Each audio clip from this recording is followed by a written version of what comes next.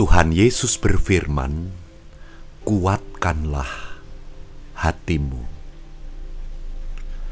Selamat pagi saudara-saudara yang dikasihi Tuhan Yesus Kristus.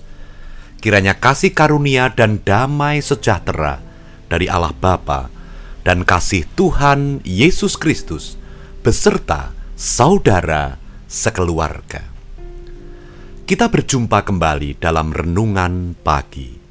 Sebelum kita mendengarkan firman Tuhan, marilah kita berdoa. Bapa, terima kasih. Bapa, kami bersyukur atas pagi hari ini. Tidur kami semalam, Tuhan sertai. Tuhan menyediakan hari baru pemberian-Mu yang boleh kami jalani di dalam penyertaan-Mu. Bapa, penuhi kami dengan firman-Mu, sertai setiap langkah kami di hari ini. Kiranya kami boleh selamat, kiranya kami boleh ada di dalam perlindungan-Mu. Terima kasih Bapa. Di dalam nama Tuhan Yesus kami berdoa. Amin. Saudara-saudara, saya akan membaca dari Injil Yohanes pasal 16, ayat yang ke-33. Di sana dikatakan demikian, semuanya itu kukatakan kepadamu, supaya kamu beroleh damai sejahtera dalam aku. Dalam dunia, kamu menderita penganiayaan. Tetapi kuatkanlah hatimu. Aku telah mengalahkan dunia. Saudara-saudara, siapapun kita tentu mempunyai permasalahan di dalam kehidupan. Baik itu permasalahan oleh karena kesalahan kita sendiri, oleh karena kesalahan orang lain, oleh karena keadaan, dan lain sebagainya. Permasalahan itu membawa kehidupan yang tidak enak. Bahkan juga kehidupan yang penuh dengan penderitaan.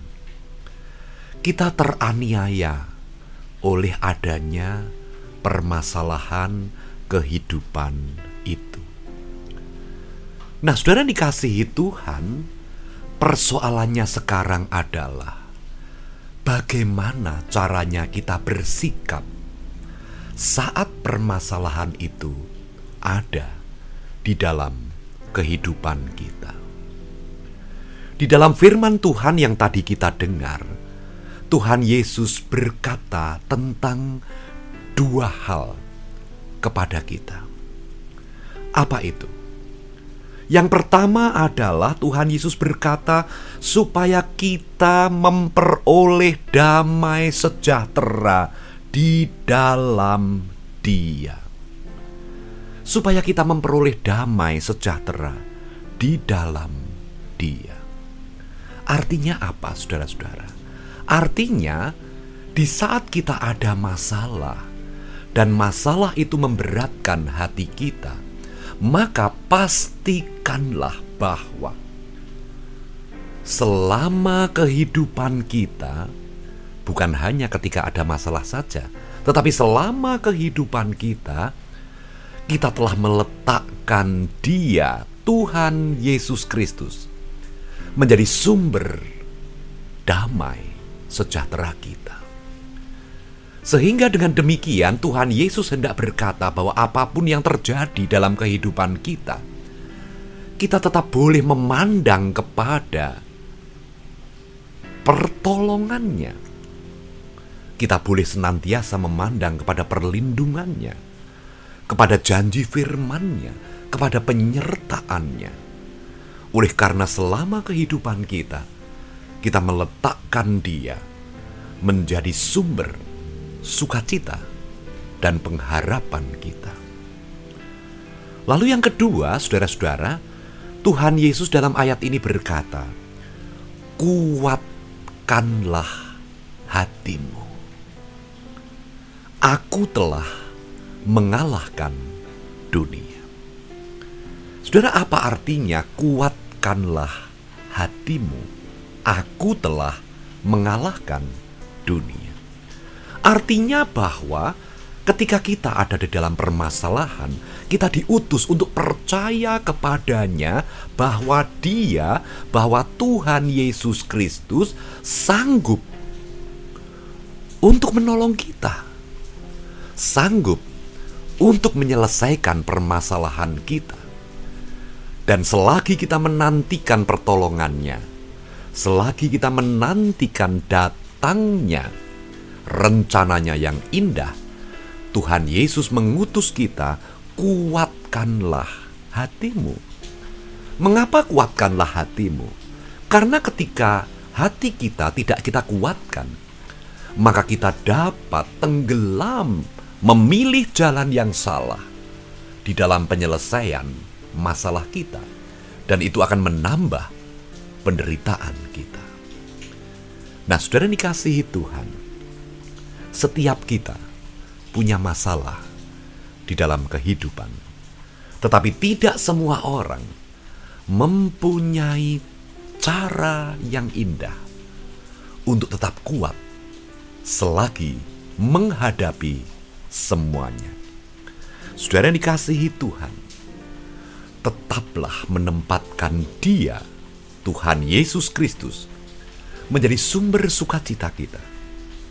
Karena pada Dia ada pengharapan, ada pertolongan, ada perlindungan yang pasti bagi kehidupan kita.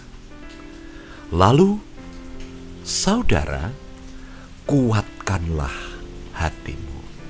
Sekali lagi, kuatkanlah hatimu, supaya kehidupan kita tidak tenggelam, supaya kita bersukacita manakala kita sampai kepada saat di mana Tuhan menolong kita. Tuhan Yesus memberkati. Amin. Mari kita berdoa.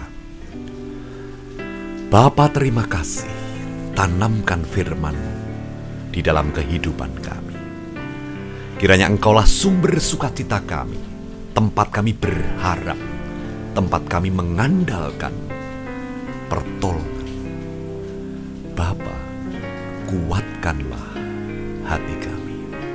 Ajarkan kami kuat menghadapi semua ini, oleh karena Engkau yang memberi kekuatan kepada kami. Berkati hari ini, Bapa. Hari ini penuh dengan berkat-Mu.